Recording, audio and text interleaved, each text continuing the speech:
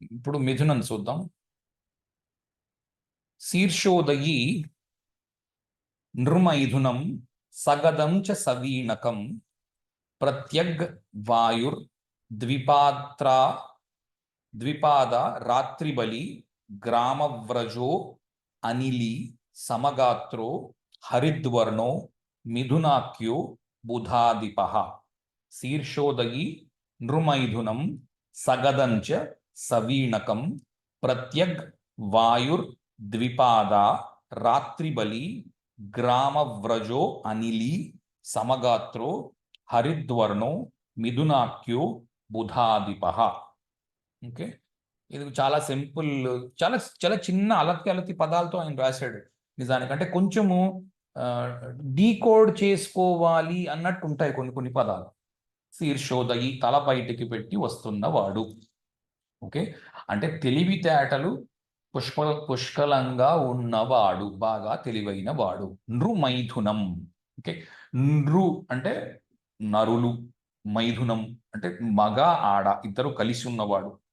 Okay, దీనికి రకరకాల అర్థాలు తీసుకోవచ్చు. మైథునము అంటే ఒక అర్థం ఉంది, అది మీకు తెలిసిన అర్థమే, ఏమిటో మీరు చూసుకోండి. నృమైథునము. ఓకే, అది ఒక అర్థము. నపుంసకుడు అని ఒక అర్థము. జమిని నపుంసక నిజానికి రాసి అందులో అటు ఆడలేదు ఇటు మగాలేదు, నిజానికి అందుకే అక్కడ అర్ధనారీశ్వరుడైన ఆరుద్ర నక్షత్రం ఉంది. ఓకే, సగదం సవీణకం. ఓకే, ఈ D7లో వాడతాం మనం. నిజానికి ఈ స్త్రీ పురుష రాసులు ఏమైతే ఉన్నాయో వరుసగా వేసేస్తారు. నిజానికి వన్ ఏమో పురుష రాశి అంటే మేషం పురుషము, తరువాత వృషభం స్త్రీ, దాని తర్వాత మళ్ళీ పురుషుడు, తర్వాత స్త్రీ, అలాగ ఒక లెక్క ఉంది, ఒక రకంగా చేస్తారు. ఇందులో చిన్న తేడా ఎక్కడ ఉంది అంటే, ఒకటి మిథునము కర్కాటకము రివర్స్. కర్కాటకము మగవాడు, మిథునము ఆడది అని లెక్క చేస్తాము. అంటే మగపిల్లాడు పుట్టబోతున్నాడా ఆడపిల్ల పుట్టబోతోందా అన్నది చెక్ చేస్తున్నప్పుడు ఈ రూల్స్ వాడతాం, సప్తాంశ చూస్తున్నప్పుడు. ఓకే, అలాగే లేదా మనిషికి చూస్తున్నప్పుడు మామూలుగా ఇప్పుడు మగాడిదే చూస్తున్నారు, కొంత ఆడవాళ్ళ లక్షణాలు ఉండవచ్చు. అంటే ఏదో యూనక్కనో లేకపోతే ఏదో అర్ధనారీశ్వరుడనో ఉద్దేశంలో చెప్పడం లేదు. సౌమ్యంగా ఉండడము, మితభాషిగా ఉండడము, తక్కువ అంటే నేను చెప్తుంది 70s 60s లెవెల్లో ఉంది. దాన్ని బట్టి కూడా మీరు లెక్క వేసుకోవాల్సి ఉంటుంది. ఇలా ఉండబోతున్నాడు మనిషి అని. ఓకే, ఎందుకంటే ప్రవర్తన కూడా తెలుస్తుంది దీంట్లో. సగదం సవీణకం. గద ఒక చేతిలో ఉంది, వీణ ఒక చేతిలో ఉంది. రెండు చూడండి. గద దేనికి వాడతాం? చంపడానికి, కొట్టడానికి. అంటే బలము కలిగిన వాడు, బుద్ధి కలిగిన వాడు. వీణ ఉంది, వీణ ఏమిటి? శారదాదేవి చేతిలో ఉంటుంది, సరస్వతి మాత చేతిలో కదా. సవీణకం సగదం. గద విష్ణుమూర్తి చేతిలో ఉంటుంది. సో అంటే బాగా బాగా పోరాటము చేయగలడు, బాగా మాటలు ఆడగలడు, మంచి పాటలు పాడగలడు. ఓకే, ప్రత్యగ్ అంటే పశ్చిమాన్ని ప్రత్యగ్ అంటారు. వాయుర్ అంటే వాయుతత్వ రాశి. ద్విపద రెండు పాదములు కలిగినది, మనిషి లాంటిది. రాత్రి బలి రాత్రిపూట పుట్టిన వాళ్ళకి బలీయముగా ఉండున్నది. గ్రామవ్రజో గ్రామవ్రజో గ్రామవ్రజము అంటే నిజానికి మైథునం మీద ఇంట్రెస్ట్ ఎక్కువ ఉన్నవాడు. అందుకే తృతీయాన్ని అంత మంచి రాశిగా చెప్పి ఉండలేదు. ఎప్పుడైతే శుక్రుడు వంటివి అన్ని చోట్ల నుంచి మూడో ఇంట్లో ఉన్నాయో అప్పుడు ఆతురత, కామాతురత ఎక్కువ ఉండడము, అది ఫలిస్తుందా మరో చోటకి మనిషి వెళతాడా లేదా అన్నది దశ బట్టి ఆధారపడి ఉంటుంది. కామాతురత కలిగి ఉండడానికి తృతీయ బలీయము చాలా ఇంపార్టెంట్గా మనం చెప్తాం. ఓకే, కానీ వాటిల్లోకి వెళ్ళకండి. ఎవరో పర్సనల్ లైఫ్స్లోకి తొంగి చూడడం, వీడికి కామాతురత ఉందా లేదా అలాంటి వాటిల్లోకి సాధ్యమైనంత వరకు మనం వెళ్లకుండా ఉంటే మనం మైలడిపోకుండా ఉంటాం. లేకపోతే అనవసరపు ఆలోచనలన్నీ వచ్చి చేస్తున్నది అదంతా పోయి పూర్తిగా భ్రష్టు పట్టిపోతాం. అందులోకి వెళ్ళకండి. అది పైన చూసి అక్కడికి వదిలిపెట్టండి, చాగంటి వారు చెప్పినట్టు. ఓకే, అలా అని ఎవరికి చెప్పిగో నేను నేర్చుకున్నాను, మా గురువుగారు చెప్పారు, మూడో ఇంట్లో గ్రహం ఉంటే ఏదో ఉంటుంది అని ఏమీ ఉండదు, కాపురాలు ఏం కూల్ చేయకండి. ఓకే, అలాంటివి చేయకండి. అంత సులువుగా పట్టుకోవడం ఇదైంది కాదు. వాటిల్లోకి ఎంత వెళ్లకుండా ఉంటే అంత మనం శుభ్రంగా ఉంటాం. అనిలి అనిలి అంటే గాలికి పుట్టినవాడు. గాలికి పుట్టినవాడు అంటే హనుమంతుడు కావచ్చు, లేకపోతే భీముడు కావచ్చు. ఓకే, అంటే అంతటి బలపరాక్రమవంతుడు అనే ఉద్దేశంలో తీసుకుంటున్నాం. అలాగే హనుమంతుడు భీముడు కూడా బుద్ధి పరాక్రమానికి కూడా చాలా పెట్టింది పేరై ఉంటారు, బుద్ధి కలిగిన వారు.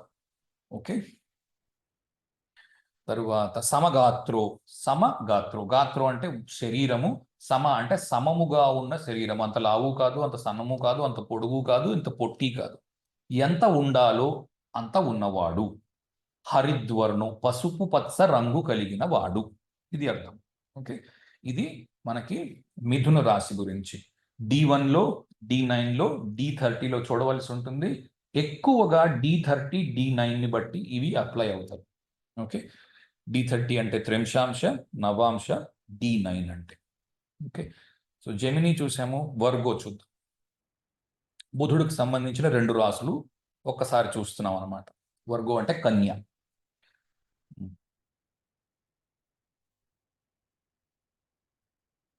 పార్వతీయ అథ కన్యాఖ్య రాశిర్ దినబనాన్విత శీర్షోదయీ చ మధ్యాంగ ద్విపాద యామ్యాచరా చరాచస సా సస్య దహనా వైశ్య చిత్రవర్ణ ప్రభంజిని కుమారి తమసాయుక్త బాలభావబుధాదిప. చాలా చాలా చాలా కార్మికమైన రాశి. ఓకే, దీంట్లో నుంచి కర్మఫలం అసలు బయటకు వస్తుంది. జాగ్రత్తగా తెలుసుకుంటే 6 ఇల్లు షడ్ రిపువులు అని అంటాం కదా. షడ్ రిపువులు కామ క్రోధ లోభ మోహ మద మత్సరములు అన్నీ కూడా అక్కడ ఉంటాయి. మన బుద్ధిని బట్ట వస్తాయి. ఒక ఇలా అంటున్నానని అన్యథా ఆలోచించవద్దు, ఋషిగా ఉండి ఆలోచించవలసి ఉంటుంది. లెట్ గాడ్ ఫర్బిడ్, ఎవరికి అలాంటిది ఉండరాదు. బుద్ధి అసలు వికసించలేదు అనుకుందాం, ఆటిజం ఉంది అనుకుందాం. ఆటిజం అంటే తెలుసు కదా, అతను ఎవరిని ఇదిగా చేయలేడు, ఆటిస్టిక్ చిల్డ్రన్ అంటారు. బుద్ధి వికసించలేదు అతనికి, వయస్సు వచ్చేసింది కానీ చిన్న పిల్లాడిలాగే ఉండిపోయాడు మనిషి. అలాంటి వాడికి చూడండి, కామము, క్రోధము, మోహము, మలము, మత్సరం ఇవేం ఉండవు, ఈ షడ్రూపులు ఉండవు కదా. కామక్రోధ లోభ మోహ మత మత్సరాలు ఎప్పుడు వస్తాయి? బుద్ధి బాగా ఉన్నవాడికి ఎక్కువ ఉంటాయి. చాలా తెలివైన వాడికి ఎక్కువ కామము, క్రోధము, ఎందుకంటే ఉంటాయి అవి. విపరీతమైన తెలివితేటలు ఉన్నాయి, దాటేస్తున్నాడు అన్నిటినీ. అందుకు వర్గో నుంచి అవన్నీ వస్తాయి. ఓకే, బుద్ధి వలన వాటన్నిటిని ఆపుకోవచ్చు కూడా. కామక్రోధ లోభ మోహ మద మత్సరాలు బుద్ధి వాడి ఆపుకోవచ్చు. ఓకే, అందుకే తమసా అన్న పదం ఇక్కడ వచ్చింది చూడండి. అదేమిటి తమసా పదం ఇక్కడ ఎందుకు రావాలి? తమస్సు ఎక్కడో ఏ శని రాశిలోనే వేయాలి, కానీ తమస్సు ఇక్కడ వేశాడు పరాశర మహర్షి. దీన్ని బట్టి మీకు తెలుస్తుంది. అంటే ఇక్కడ ఉన్న వాళ్ళు అందరూ ఏదో చెడ్డవాళ్ళు అనే ఉద్దేశంలో చెప్పట్లేదు సుమా, అలా కాదు, అలా అర్థాలు రావు. ఓకే, తమస్సు అంటే మళ్ళీ చెడ్డది కాదు. తమస్సు అంటే డబ్బు సంపాదించడానికి ప్రయాస పడడం, ఇది కూడా అదే. కాకపోతే ఇప్పుడు కాంపిటీషన్ కొట్టుకుంటూ వెళ్ళిపోతూ ఉంటాడు మనిషి, ఇంకా స్పీడ్గా, ఇంకా తొందరగా డబ్బు సంపాదించాలి. ఇదేం తప్పు కాదు సుమా, నేటి కాల పరిస్థితులకు ఇది ఏమి తప్పు కాదు. మా వాడు ఐఏఎస్లో ఫస్ట్ ర్యాంకర్ వచ్చాడండి, తప్ప కాదుగా, చాలా మంచిది. మరి వర్గం అదే ఇస్తుంది కదా. నేటి కాలమాన పరిస్థితులకు అదే కావాలి. ఓకే, కాకపోతే రాశి నుంచి చాలా విషయాలు తెలుస్తాయి. ఎందుకంటే ఒక్కొక్క చోట ఇప్పుడు D30 చూస్తున్నాము. D30 దేనికి సంబంధించింది? D30 అరిష్టములకు సంబంధించిన చక్రం కదా. అక్కడ నుంచి ఏమేమి వస్తున్నాయి అరిష్టములు అని అరిష్టాధ్యాయం ఇచ్చాడు పరాశర మహర్షి, బృహత్ పరాశర హోరాశాస్త్రం. D30 నుంచి అరిష్టాలు ఇస్తాడు. అరిష్టాలన్నీ అక్కడి నుంచి చూడండి అన్నాడు. ఆ అరిష్టాధ్యాయం కూడా చేద్దాం. ఓకే, మీకు క్లారిటీ వస్తుంది. మళ్ళీ చెప్తున్నాను, ఇదేదో చెడ్డరాశి అనే ఉద్దేశంలో దయచేసి ఉండద్దు, అది కాదు నా ఉద్దేశం. నేనేమంటున్నానంటే కర్మఫలం ఎక్కడి నుంచి తీసుకుంటాము అన్నది చాలా మంది క్యాప్రికాన్ నుంచి తీసుకుంటాం అనుకుంటున్నారు. క్యాప్రికాన్ నుంచి కాదు, వర్గో నుంచి తీసుకోవాలి. ఎక్కువ కర్మఫలం అక్కడి నుంచి వస్తుంది. ఓకే, ఎవరైతే బిగినర్స్ ఉన్నారో దయచేసి వాళ్ళకి ఇప్పుడు చెప్పిన అవి ఏవి అర్థం కాదు, ఇవి ఏవి అన్వయించవు. అవన్నీ బిగినర్స్ చేసుకోవాల్సింది కాదు. బిగినర్స్కి ఇప్పుడు నేను మొదలెడుతున్నాను. ఇప్పుడు ఏంటి విషయం అంటే లగ్నం ఎక్కడ ఉన్నది అన్న దాన్ని బట్టి తెలుసుకోవాలి అనుకున్న వాళ్ళకి ఇప్పుడు ఇక్కడి నుంచి వినండి. పార్వతీ పార్వతీయ ఆథ కన్యాఖ్య రాశిర్ దినబనాన్విత శీర్షోదయీ చ మధ్యాంగా ద్విపాద యామ్యాయ చరాయ చ సా సా సస్య దహనా వైశ్య చిత్రవర్ణ ప్రభంజిని కుమారి తమసాయుక్త బాలభావముదాదిప. ఓకే. పార్వతీయ అంటే పర్వతములలో ఉండడానికి ఆశించున్నది. ఇందాక కూడా మనం మేషం గురించి మాట్లాడుకుంటున్నప్పుడు పర్వతాలలో శైలచారి అని చూసాం. పర్వతాలలో ఉండాలనుకునేది లేదా పర్వతాలకు పుట్టినది. పర్వతాల్లో ఉండాలనుకునేది అంటే ఎత్తుకు ఎదగాలనుకుంటున్న మనిషి, పైకి ఎత్తుకి ఎదగాలి, బాగా డబ్బు సంపాదించి బాగా జీవితంలో పైకి రావాలి అనుకుంటున్న మనిషి. చాలా మంచి విషయం. ఓకే. ముఖ్య ఉద్దేశ్యం కన్యది అదే ఉంటుంది, డబ్బు బాగా సంపాదించాలి. రెండవది జనాలు ఎవరైతే ఉన్నారో వాళ్ళ బాధలు తీర్చి తద్వారా డబ్బు సంపాదన. అంటే వైద్యం ఉంది. ఎలాగ డాక్టర్కి డబ్బులు ఎప్పుడు వస్తాయి? ఎదురుగుండా ఉన్నవాడికి జబ్బు వస్తే. ప్రపంచంలో ఎవరికి ఏ జబ్బు రావట్లేదు అనుకోండి, డాక్టర్కి ఏమైనా పని ఉంటుందా? ఏమీ ఉండదు. డాక్టర్ ఏం కోరుకోవాలి? జనాలందరూ జబ్బులతో ఉండాలి అని కోరుకుంటే వాడికి ఎక్కువ డబ్బులు వస్తాయి. అలాంటి వృత్తుల్లో వర్గం బాగా రాణిస్తుంది. అంటే లాయర్కి ఎప్పుడు డబ్బులు బాగా వస్తాయి? 3 పెళ్ళాలు పొడుగు వస్తూ ఉంటాయి. అందరూ సౌఖ్యంగా హాయిగా 3 పెళ్ళాల ఆప్యాయత అనురాగాలతో ఉన్నారనుకోండి, విడాకుల లాయర్కి పనే ఉంటుంది? ఏమీ ఉండదు. అన్నదమ్ములు ఈ ఆస్తి పంపకాల్లో అన్నయ్య నువ్వు ఏం చెబితే అది అన్నారనుకోండి, ఇంకా ఆస్తి పంపకాలకి లాయర్కి పనే ఉంది? ఏమీ లేదు కదా. జాగ్రత్తగా ఆలోచించండి. దీన్ని ఎవరు తిప్పుకోవద్దు ఏవో వేసేసుకుని బుర్రలో. నా ఉద్దేశం ఎవరినో కిందకు చూపించడానికి కాదు, తత్వం ఎక్స్ప్లెయిన్ చేయడానికి ప్రయత్నం చేస్తున్నాను. కనుక ప్రజల కష్టాల్లో నుంచి డబ్బు సంపాదిస్తుంది కర్మం. ఓకే. అదేదో శుభలగ్నం సినిమాలోని అతను ఉంటాడు, తనికెళ్ళ భార్యని 99 విడాకులు చేశాను, ఇంకో 100వ మీద చేస్తానంటాడు కదా. నాకు అందుకే ఏమో ఆ కర్మ ఫలానికేనేమో పిల్లలు లేరు అంటాడు. ఒక్కోసారి వృత్తి ఎలాంటిది ఉంటుంది అంటే అవతలి వారి కష్టం మీద మనకి డబ్బు వచ్చే విధంగా ఉంటుంది. కానీ ఒక మంచి కూడా ఉంది. డాక్టర్ ఏం చేస్తున్నాడు? కోరుకుంటున్నాడు నీకు జబ్బు రావాలని. ఎంత తప్పు మాట. నీకు వచ్చిన జబ్బు తగ్గించడానికి ప్రయత్నం చేస్తున్నాడు. నీకు ఏదో షుగర్ వచ్చింది, కాలు తీసేయవలసి వచ్చింది, అట్టి పెట్టుకుంటాడు, మొత్తం ఒళ్ళంతా పాకేస్తుంది షుగర్ కదా, మొత్తం మనిషి చచ్చిపోతాడు. అలా కాకుండా నీ కాలు నరికేసి పుట్టేస్తున్నాడు. అందుకే వైద్యో నారాయణో హరిహి అన్నారు కదా. అటువంటి వృత్తుల్లో ఉన్నవాళ్ళు, బాగా డబ్బు సంపాదించడానికి ప్రయత్నము చేస్తున్న వాళ్ళు.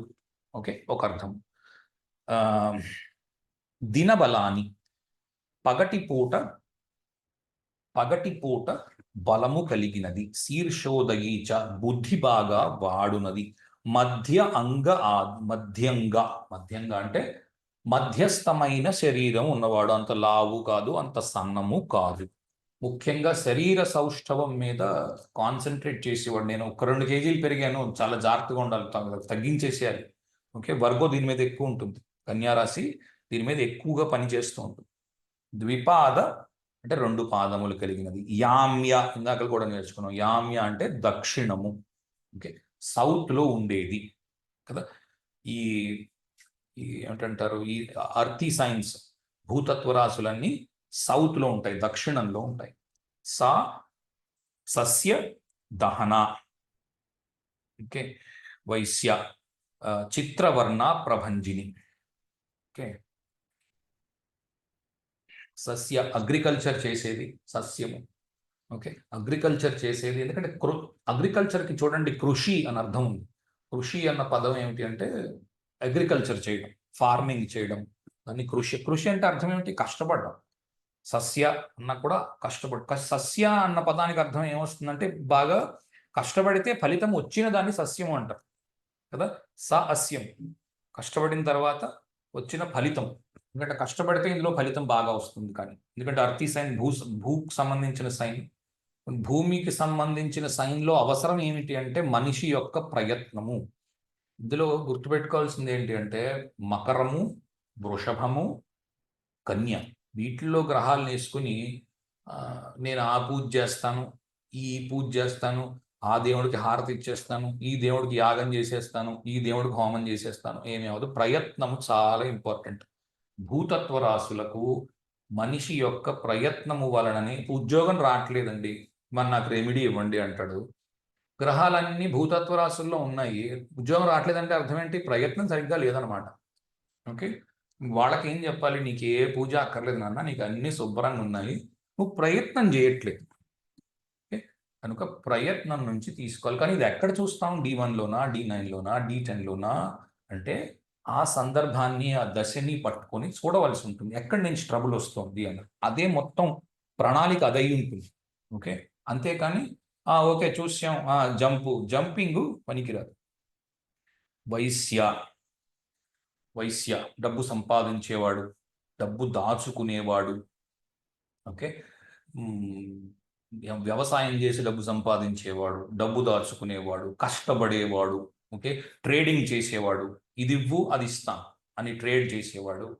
ఓకే, ఇవన్నీ కూడా మీకు మర్కరీ వర్గోలో వస్తాయి. చిత్రవర్ణ, చిత్రవర్ణ అంటే చామన ఛాయ ఒక అర్థము, లేదా మిక్స్డ్ కలర్, మరి అంత తెలుపు కాదు, నలుపు కాదు, అలా అని బూడిద రంగు కాదు, మధ్యస్థంగా ఉన్న రంగు ఉన్నవాడు. ఓకే, ప్రభంజని. ఓకే, ప్రభంజనం తెలుసు కదా, ప్రభంజనం అంటే రికార్డు బ్రేక్ చేసేవాడు. అదే ఎందాకలన్నాను, ఐఏఎస్లో ఫస్ట్ ర్యాంక్ రావడం ప్రభంజనం. మావాడు ప్రభంజనం అండి, మా అమ్మాయి ప్రభంజనం. వర్గో చాలా ఇంపార్టెంట్, కన్య కాంపిటీషన్, అందరినీ తొక్కుకుంటూ పైకి రావాలి. ఓకే, కుమారి. ఓకే, పెళ్లి కాని స్త్రీ. ఓకే, లేదా ఏం చెప్పాలి, కుమారి అని అంటే ఇంకా పెళ్లికి రెడీగా ఉన్న అమ్మాయి అని అర్థం, అంటే యవ్వనవతి. ఓకే, యవ్వనవతికి క్రియేషన్ స్టార్ట్ అవుతుంది నెక్స్ట్ కదా, పెళ్లి తర్వాత పిల్లలు, దానికి రెడీగా ఉన్నది పిల్ల, లేదా దానికి రెడీగా ఉన్న వ్యక్తి, లేదా ఎప్పుడు యవ్వనంగా ఉండాలని ఆశించే వ్యక్తి, సన్నబడిపోయి ఏంటంటారు దాన్ని, ముసలితనం రాకూడదని ప్రయత్నం చేస్తున్న వ్యక్తి. ఓకే, తమసా యుక్త, నల్లటి రంగు, తమసాయుక్త నల్లటి రంగున్నవాడు, తామసముని ఆచరించువాడు. ఓకే, పాపము చేయువాడు. ఈ అర్థాల్లో కూడా వస్తాయి, సందర్భానుసారము వాడవలసి. అంతేగాని కన్యాలగ్నం అంటే నేను ఏ పాపము చేయలేదు, తెలుసు నాయన నువ్వు ఏ పాపము చేయలేదు, పాపం నేను చేశాం. ఓకే, పాపం అందరూ పాపం చేస్తారు, పాపం చేయకుండా ఉండడానికి అవకాశం లేదు. ఓకే, పాపం చేయడం అంటే ఏదో ఆవును చంపేయడమును మనిషిని చంపేయడమే పాపం కాదు, బతకడమే పాపం నేటి రోజుల్లోని. బిగినర్స్ ఎవరు దీన్ని ఈ లైన్ తీసుకోవాల్సిన పని లేదు. ఇక్కడ నుంచి పాపము ఎలా వస్తున్నది, D16 నుంచి, D9 నుంచి, D1 నుంచి ఎలాగ చూడవలసి ఉంటుంది. చాలా మంది అడుగుతారు, నాకు ఈ కష్టం ఎందుకు వచ్చింది అని. ఓకే, అందరూ ఇది పూర్వజన్మ, ఇలాగా అలాగే. ఓకే, కరెక్టే, పూర్వజన్మ ఎక్కడి నుంచి వచ్చింది, ఎలా వచ్చింది పట్టుకోవడానికి ఆఖరుగా ఇది నేర్చుకుందాము. కానీ దీంట్లో ఒకటే చిక్ ఏంటంటే, నేను గత జన్మలో ఈ పాపం చేశానని నాకు ప్రూవ్ చేయి అన్నాం అనుకో, ఎలా ప్రూవ్ చేస్తాం? అందుకని నాకు ఇది చాలా సెన్సిటివ్ టాపిక్ లాగా అనిపిస్తుంది. కారణం ఏంటంటే ఇది ఏదో రాదు ఏమీను, అందుకని ఇలాంటి కబుర్లు చెప్తున్నాడు. అందుకే జనరల్గా నేను పోయిన జన్మ విషయాలు ఏవి మాట్లాడకుండా ఉండడానికి ప్రయత్నం చేయడానికి ఎక్కువ ఇష్టపడతాను. ఈ జన్మలో ఏం జరిగిందో చెబితే అది బెస్ట్ కదా. మీకు 4 ఏళ్ల క్రితం ఉద్యోగం వచ్చిందనో, మీ 4 ఏళ్ల క్రితం ప్రమోషన్ వచ్చిందనో, పిల్లాడు పుట్టాడనో, లేకపోతే మీకు ఈ ఇబ్బంది వచ్చిందనో, ఈ టైంలో మీకు ఉద్యోగం లేదనో, ఇవి ప్రిడిక్ట్ చేసామనుకోండి, అతనికి ఎదురుగుండా ఉంటుంది. అవునండి నిజమే, 4 ఏళ్ల క్రితం నాకు ఉద్యోగం లేదు, నేను చాలా ఇబ్బంది పడ్డాను. లేకపోతే మీ ఉద్యోగం పూర్తిగా 4 ఏళ్ల క్రితం మారిందనో, ఇవి ప్రిడిక్ట్ చేస్తే, పాస్ట్ ప్రిడిక్ట్ చేస్తే అడ్వాంటేజ్ ఏంటి అంటే, మనం ఏదైనా రెమెడీ ఇస్తే అవతలి వారికి నమ్మకం కలుగుతుంది. అందుకు నేను పాస్ట్ ప్రెడిక్ట్ చేసి అప్పుడు ఫ్యూచర్ ప్రెడిక్ట్ చేయండి అని చెప్పడం. కొందరు ఇప్పటికీ పంపిస్తూ ఉంటారు, ఫలానా రోజు మధ్యాహ్నం 3 గంటలకి నాకు పెళ్ళి అవుతుంది, ఎప్పుడవుతుందో చెప్పేయండి. ఎలా చెప్తాం? నువ్వేం చేసి, నేను నిమిషానికి 3 మనుషులు పుడుతున్నారు, నువ్వేమో 3 గంటలు మధ్యాహ్నం అని రౌండెడ్ ఆఫ్ టైం పంపిస్తావు, పెళ్ళి ఎప్పుడవుతుందో అని అడగమంటావు, చెప్పమంటావు. ఎలా చెప్తాం? నువ్వేం చేసావు ఏం చేయలేదో తెలియకుండా ఉత్త గుడ్డిగా ఎలా చెప్తారు? చాలా తప్పది, అలా రావు ఫలితాలు. ఓకే, కొంతవరకు చెప్పేవాళ్ళు ఉన్నారు, నేను వాళ్ళని అధిక్షేపించడం లేదు, కానీ ఒకటే క్వశ్చన్ అడుగుతుంది ఏంటి అంటే, నువ్వు నిమిషానికి ముగ్గురు పుడుతున్నప్పుడు ఎవరో అనిల్ కుమార్ అనే ఒక ఆయన పంపించాడు నాకు, నేను అనిల్ కుమార్దే చూస్తున్నానన్న గ్యారంటీ నాకు ఏముంది? లేదు కదా. కాబట్టి నేను అనిల్ కుమార్దే చూస్తున్నాను అంటే దానికి తగ్గట్టుగా నేను టైంని ఆ లాటిట్యూడ్ లాంగిట్యూడ్లో క్యాలిబ్రేట్ చేసుకోవాల్సి ఉంటుంది. బర్త్ టైం రెక్టిఫికేషన్ చేసి తీరాలి. చెయ్యకుండా నీకు పలానా టైంలో పెళ్ళి అయిపోతుంది, అవదు. ఎలా అవుతుంది? అవదు. సరే, బాలభావ, చిన్న పిల్లవాడి మనస్తత్వము కలిగి ఉండడము. ఓకే, ఇదేదో మంచి గుణము అని అనుకోవడానికి ఏం లేదు. అంటే చైల్డ్ లైక్, చైల్డిష్ అని ఉన్నాయి రెండు పదాలు ఇంగ్లీష్లో. అంటే చిన్నపిల్లాడి మనస్తత్వం అంటే మెచ్యూరిటీ లేకుండా ఏ ఏ సమయంలో ఏ మాట మాట్లాడాలో తెలియకుండా ఉండే వ్యక్తిని ఒక అర్థము, లేదా చిన్నపిల్లాడిలాగా హాయిగా నవ్వుతూ ఉండగలిగే మనిషి అన్నది ఒక అర్థము. రెండు వర్తించగలవు ఒకేసారి. ఓకే,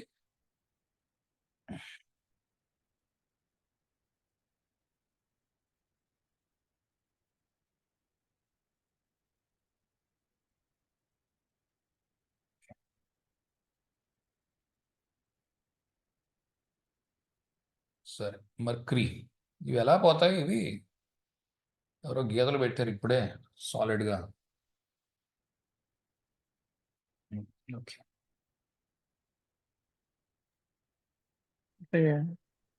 పోయాయి పోయి.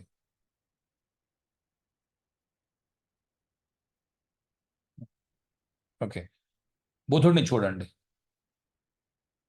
బుధుడు బుధుడు వపుశ్రేష్ఠ శ్లిష్టవాక్ శ్లిష్టవాక్చ హాస్యరుచిర్ బుధః పిత్తవాన్ కఫవాన్ విప్ర మారుత ప్రకృతిస్తదా.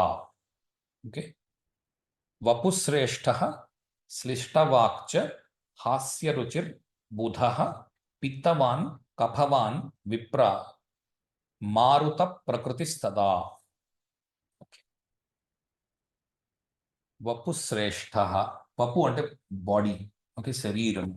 శ్రేష్ఠ అంటే మంచి శరీరము కలిగిన వాడు. ఓకే, అందంగా శరీరము, శరీరాకృతి ఉన్నవాడు, బాణపొట్ట లేకపోతే ఇంకోటి లేకుండా అందంగా ప్రపోర్షనేట్గా ఉన్నవాడు. శ్లిష్టవాక్, శ్లిష్టవాక్ అంటే శ్లేష అని అంటాం. శ్లేష, ఆ శ్లేషలో వచ్చిన శ్లేష. శ్లేష అంటే రెండు అర్థాలు వచ్చేటట్టు మాట్లాడడం, డబుల్ మీనింగ్ అని అంటాం. అంటే బూతు మాటగా కాదు, ఫ్రేజ్ యూజ్ చేయడం అంటారు ఇంగ్లీష్లో. తెలుగులో అయితే ఒకే మాటలో రెండు అర్థాలు వచ్చేటట్టుగా చమత్కారంగా మాట్లాడగలగడం, తక్కువ మాటలు మాట్లాడుతూ ఎక్కువ అర్థాన్ని చెప్పగలగడం. లేదా ముగ్గురు మనుషులు ఉన్నారు, వీళ్ళిద్దరూ శ్లేషలో మాట్లాడుకుంటున్నారు, అవతల వ్యక్తికి అర్థం కాదు. పైన చూస్తే ఏదో మామూలుగా ఉన్నట్టు ఉంటుంది, బాగా లోపల నుంచి చూస్తే తప్ప అర్థం, ఈ వ్యక్తి గురించి, మూడో వ్యక్తి గురించి వీళ్ళిద్దరూ మాట్లాడుకుంటున్నారు, కానీ అవతల వ్యక్తికి తెలుగులోనే మాట్లాడుకుంటున్నారు, వాళ్ళకి సంబంధించిన విషయం ఏదో అని అనుకుంటారు. శ్లేష. ఓకే, శ్లేష అంటారు దాన్ని. అర్థం పైన చూస్తే ఒక రకంగా ఉంటుంది, కింద చూస్తే లోపల నుంచి మరొక రకంగా ఉంటుంది, దాన్ని శ్లేష అంటారు. శ్లిష్టవాక్ అంటారు దాన్ని. హాస్య రుచిర్, ఎప్పుడూ కామెడీ చేయడము, వాళ్ళ మీద వీళ్ళ మీద ప్రాంకులు చేయడము, ఎప్పుడు నవ్వుతూ ఉండడం. చిన్నపిల్లాడు కదా, మర్కరీ ఏం చేస్తాడు చిన్నపిల్లాడు? ఎప్పుడు నవ్వడము, ఏమంటారు, ప్రాంక్ చేస్తారు. హుయ్ అని, ఇగో దెయ్యం వచ్చింది హుయ్ అంటారు, అలాగా హాస్య రుచి. బుధ, బుధుడు. పిత్తవాన్ కఫవాన్, పిత్తము కఫము ఈ రెండు ఈ గ్రహంలో ఉన్నాయి. దీనివల్ల ఏంటంటే మంచి ఎనర్జీ ఉంది, దానివల్ల మంచి ఎనర్జీ ఉంది, కానీ ఏమంటారు, అలర్జీస్, స్కిన్ అలర్జీస్, స్కిన్తో వచ్చే ప్రాబ్లమ్స్, లేదా ఓవర్ హీట్, ఇన్ఫ్లమేషన్ వంటివి, అరుగుదల లేకపోవడం వంటివి, యాసిడిటీ, ఓకే, గ్యాస్ట్రిక్ ట్రబుల్, ఇలాంటివి కనిపించవచ్చు.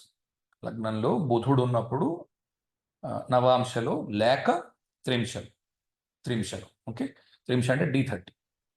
విప్ర, విప్ర అంటే బ్రాహ్మణుడు, తెలివైన వాడు. ఒకటి బ్రాహ్మణుడు, తెలివైన వాడు, బాగా మాట స్పష్టత ఉన్నవాడు. విప్ర అంటే అది కూడా అర్థం. బ్రాహ్మణ స్పష్టంగా మాట్లాడగలిగిన వాడు విప్ర. ఓకే, మారుత ప్రకృతి అంటే వాయు వేగముతో చేయగలిగిన వాడు అని ఒక అర్థము. వాయు ఊ, ఏమంటారు విండీ డిసీజెస్ అంటాం కదా, పిత్త వాత కఫ 3 ఉన్నాయి మర్కరీలో అని కొందరు అంటారు. పిత్త కఫాలు మాత్రమే ఉన్నాయని కొందరు అంటారు. ఎందుకంటే మారుత ప్రకృతి మరి ఎందుకు ఇచ్చారు, మరి మరి ఆ 2 3 కలిపి అక్కడే ఇవ్వచ్చుగా అని కొందరు. వాదనల్లోకి వెళ్ళకండి. పిత్త కఫవాన్ అన్న చోటకి ఎక్కువ సరిపోతోంది. మారుత ప్రకృతి అంటే తొందరగా చేద్దాం అనుకుంటున్నవాడు. ఓకే, మారుత అంటే ఒకటి మా రుత. రుత అంటే ఏడవడము. మారుత అంటే ఏడవకుండా ఉండగలగడం. మా రుత ఏడవకుండా తను చేయవలసింది చేసుకుంటూ వెళ్ళిపోయేవాడు. ఓకే, లేదా ఇమోషన్స్ అస్సలు లేనివాడు. రుత అంటే ఏడవడము, ఇమోషన్ తెచ్చుకోవడము. మర్కరీ కంప్లీట్గా ఇమోషన్ లెస్ ప్లానెట్. చంద్రుడి యొక్క కొడుకు చంద్రుడిని వ్యతిరేకించేవాడుగా ఉన్నాడు. సూర్యచంద్రులు ఇద్దరికి కూడా వాళ్ళ కొడుకులు ఇద్దరు వాళ్ళని వ్యతిరేకించేవాళ్ళు పూర్తిగా. చంద్రుడు అంటే ఏంటి, పూర్తి ఎమోషన్స్. మర్కరీ అంటే అస్సలు ఎమోషన్ లేకుండా ఉండడు. ఓకే, మారుత ప్రకృతి. ఋతము అంటే ఏడవడము, మారుత అంటే ఏడవకుండా ఉండడము, లేదా రాగద్వేషములు. రాగము ద్వేషం, అనురాగము లేదు, ద్వేషము లేదు. ఏదైనా సరే వర్గో లేదా మర్కరీ ఏం చూపిస్తుంది, బుద్ధివాడు. బుద్ధి వాడితే ఏం తెలుస్తుంది, వీళ్ళందరూ కూడా సమానం, ఎవ్వరు పైన కాదు, ఎవ్వరూ కింద కాదు. రాగద్వేషాలు ఉంటే ఏమనిపిస్తుంది, నా కొడుకు పక్కింటి వాడి కొడుకు కదా. రాగము ద్వేషం, నా కొడుకు రాగము, పక్కింటాడి కొడుకు ద్వేషం. ఇది చంద్రుడు చేశాడు. ఓకే, సరే. అంటే ఇప్పుడు నేను చెప్తున్నా ఏంటంటే చంద్రుడు చేసే పని మంచిది, బుధుడు చేసే పని చెడ్డది అని, దయచేసి అది కాదు అర్థం. ఓకే, అలా ఎవరు తీసుకోకండి. అలా ఎవరైనా తీసుకుంటున్నారు అంటే చాలా ఇంకా వెనకబడి ఉన్నారు. ముందు క్లాసులన్నీ వినండి, అప్పుడు మీకు బాగా అర్థమవుతుంది.